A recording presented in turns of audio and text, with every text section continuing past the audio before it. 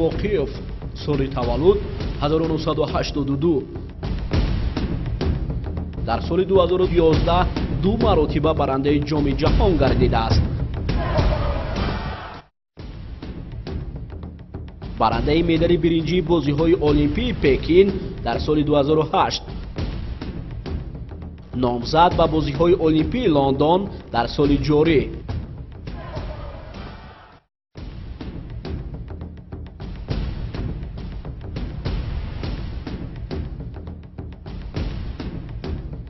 унвонҳое ки мо бароятон эълон доштем аз муҳимтарин даврони ин варзишгар аст. ба ғайр аз ин дар чандин мусобиқаҳо ширкат намуда зинаҳои ифтихориро касб намудааст. шояд баъзеҳо дар он андеша бошанд ки барномаи мо доири сарнавишти Расул Боқиев аст. мо як рӯзи Расулро аз дидори ӯ бо варзишгарони Толори Динамит манзури шумо мегардонем. Толори Динамит воқеъ дар шаҳри Душанбе. бо пешниҳоди устоди ин клуб Аҳтам Хокиров ки шогирдони асилро тарбия медиҳад, Расул ба ин ҷо даъват гардид. сараввал дидори Расул бо навишти сояхаташ дар либоси варзишгарон ҷараён гирифт ки бевосита акси Расул дар ин либоси варзишӣ таҷассум гардида буд. аз ҷониби раиси лигаи самбои муҳорибагӣ ва муҳорибаҳои омехтаи ҷумҳурии Тоҷикистон Аҳтам Хокиров ба барандаи медали биринҷии бозиҳои олимпии Пекин сипоснома либоси варзишӣ тақдим гардид. ҳамчунин тӯҳфае бо акси ҷаҳонпаҳлавон Расул.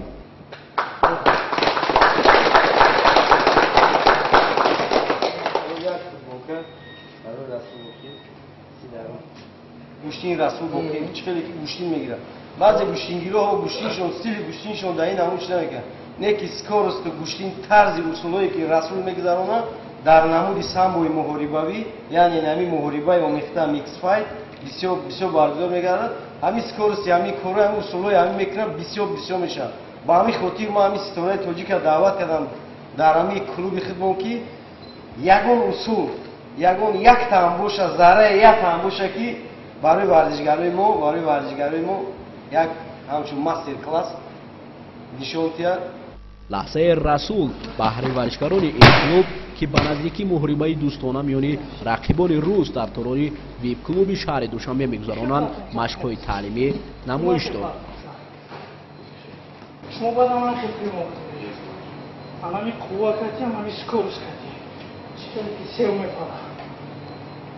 шумо баъд сеҳ хина фарқоед, баъд қувва кард фарқоед. ҳаман хелам бояд пиёнда приоритет кардам, романам накунед.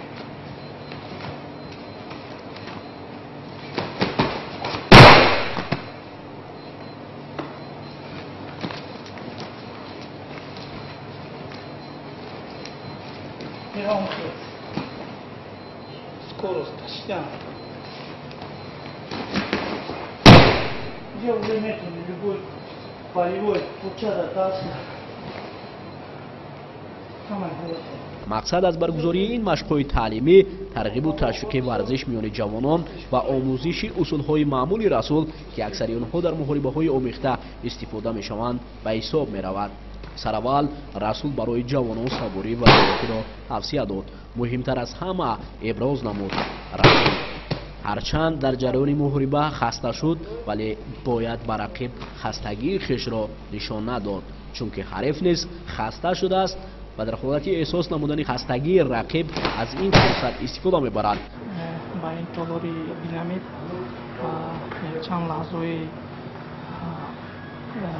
техникӣ ҳолатҳои вақти гӯштин ва варзишгарон нишон додем. варзишгарон тайёрии хуб доранд. ман физически дар назар дорам, ҷисмонӣ ва боварӣ дорам ки варзишгарои мо маҳорату қувваи бузургро нишон медиҳанд дар ин мусобиқае ки дар пеш дорам. ман ба ин варзишгарон ва ҳамватанон мехоҳам муваффақият орзу кунам ва боварӣ дорам ки дастболо шуда ӯри Тоҷикистонро мебардоранд. بسیار می‌ندارم از مربی از اکای احتام که من را به اینجا دعوت کردم و من بسیار به من مقبول شد این تالار دینامیت و این ورزشکاران بهترین.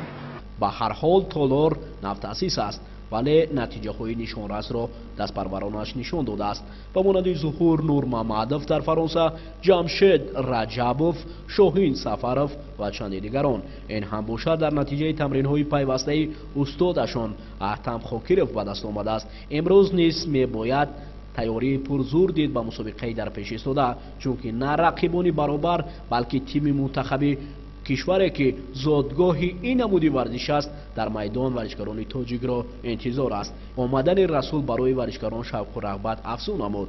چی میشد دیگر فدراسیون‌های ورزشی نیز نه تنها با شرکت رسول بلکه با آن نفرانی که مردان میدان بودند میگذراندند چنین مشق‌های تعلیمی را.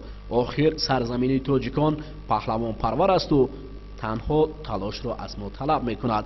بهر این متخصصان سوخه ورزش لازم است تا قاعده‌های معمولی نمودهای ورزش را که در عرصه بین‌المللی استفاده می‌شوند برای نورسان و جوانان باید آموخت. البته نفری که چهره که برای ما آشنا است این هم باشد رسول باقیف که بارها ما درباره او برنامه‌ها برای شما پیشکش کردیم و احتم خاکیرov این هم باشد پرزیدنت لیگای سامبوی محاربه‌ای و محاربه‌های آمیخته امروز در این تالار رسول باقیف مهمان است و با عکس‌هایی که امروز می‌بینیم در سر و لباس ما با عکس‌های رسول باقیف من باوری دارم که امروز چهره‌هایی که در اطراف ما جمع آمدند به مانند رسول قهرمان می‌شوند. این هم باشد قدم است. به این خاطر باید هرچی بیشتر چهره که رسول باقیف نیز ابراز نمود باید بیشتر تمرین کند و صبور باشند. به خاطر صبوری امروز است که رسول را در کل جهان می‌شناسند و خصوص در تاجیکستان نام رسول باقیف در صحیفه تاریخ ورزش ثبت گردیده است. باوری کامل است که امروز نیز همین چهره‌هایی که امروز در قطار ما راست ایستادند به مانند رسول باقیف پرچمبردار کشور می‌گردند و شأن و شرف تاجیکستان ما را در عرصه بین‌المللی بلند می‌بردارند. به همه این باید پیش از همه مربی و سرمربی احتم خاکیرov و دیگر مربیانی که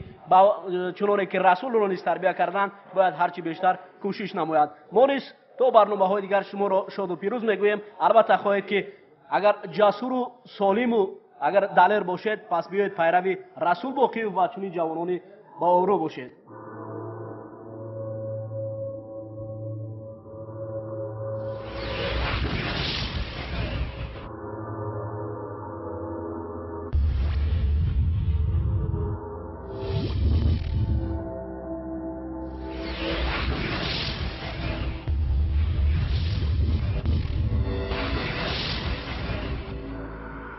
من جمشید رجبov در این مسابقه جام اسماعیل ثانی که با رقیب خود البرت احمدov با آزمایی میکنم باوری کامل دارم که در این مسابقه جام اسماعیل ثانی پرچم ملت عزیزم آن را بلند میبردارم.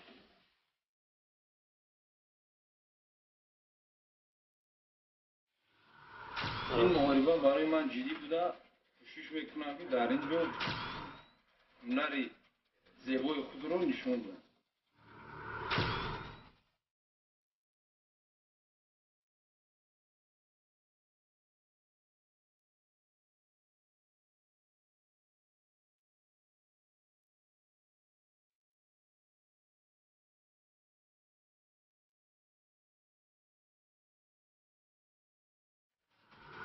Меня зовут Руслан Владимирович, я выступаю за национальную футбол России. Буду биться на турнире битвы за титул своего команды.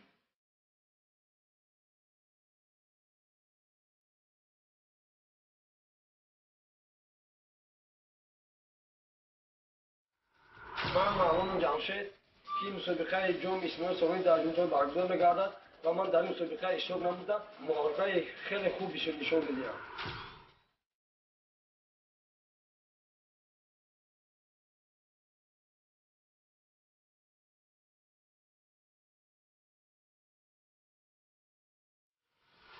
Я зовут Александр Дикутин из города Санкт-Петербурга и буду биться по самбо.